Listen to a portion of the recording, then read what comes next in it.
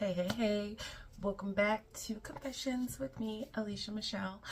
Confessions is where I share my confessions as a small business owner of just some things I'm going through. And hopefully they help you with whatever you are going through on your small business journey. Or if you are a consumer of a small business, just know what we are going through. So that's just, what I like to share with confessions. So I haven't recorded a confessions in, it's been a while. But, that's how life is. And I've honestly just been neglecting life, my personal life, and which has led me to neglect my business. And so as a small business owner, I'm sure you understand, sometimes you unfortunately neglect things. And so life gets, life gets funky, and then it trickles down into your business.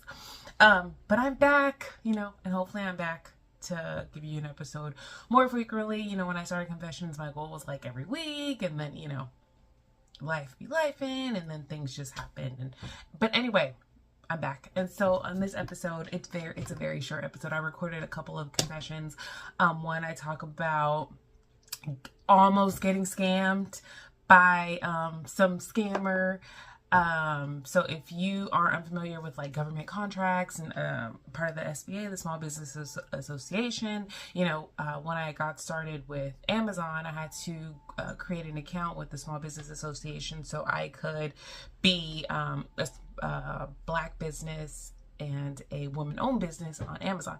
Anyway, did that, got all that, everything is good, and then I kept getting these emails that look hella official, but I didn't even read the email address, which is something that I always do when I get email that look official. I always check the email address, and I didn't because it looks so official. So I almost got scammed. So I talk a little bit about that. Don't get scammed. Do not get scammed by these scammers. And then another thing I talk about is just not wanting to create content and just being in a space of over creating content. And when I say over, I don't literally mean physically over. I mean mentally over, basically burned out.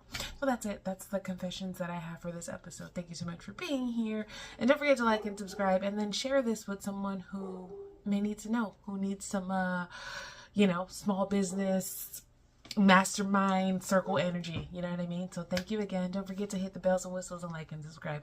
Love you so much. Bye. Do you ever just feel not in the mood to create content? It's my current situation. As a small business owner, you wear a lot of hats, and some of us have to create content. And current mood, not in the mood to create content. So what do you do when you're not in the mood to create content? Do you create it anyway, but then you're creating bullshit content just to create content? What do you do? So yeah, that's what I'm struggling with right now. Okay, so I want to share something. I registered with SBA.gov. I forget what it stands for, but I needed to register with it so I could sell on Amazon as a Black business and as a small business. So I talk a little bit about that on somewhere on my website, about, getting started with Amazon and SBA.gov. Anywho, don't get scammed, people. So I have been getting these emails from Amy Hart, from Sam, telling me that if I didn't, write this or do this, then they're going to cancel my account, blah, blah, blah, blah. So I just kept ignoring it because I'm I don't feel like doing this. I'll get to it.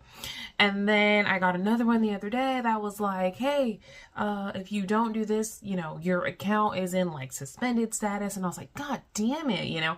It wasn't from Amy Hart, but it was from another, Sam thing. Right. So then I was gosh darn it. So then I went on the Sam website, SBA.gov website. I couldn't find anything about it. Right. There was no notifications on my account. There was nothing, right?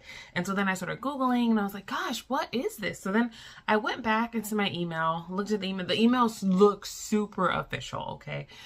Went back in there, and then I was let me see who the sender is. So the sender is samcompliance.com or something, which means it's not even related to SBA.gov. So just don't be out there getting scammed. So if you get an email from someone and it looks legit, always look at the sender of the email, and that'll tell you pretty much right away if it's a scam. Like, had I looked at the sender, I would not even be, I would have not even gone to check my SAM account and things like that. So don't get scammed. That's just my little confession. Don't get scammed.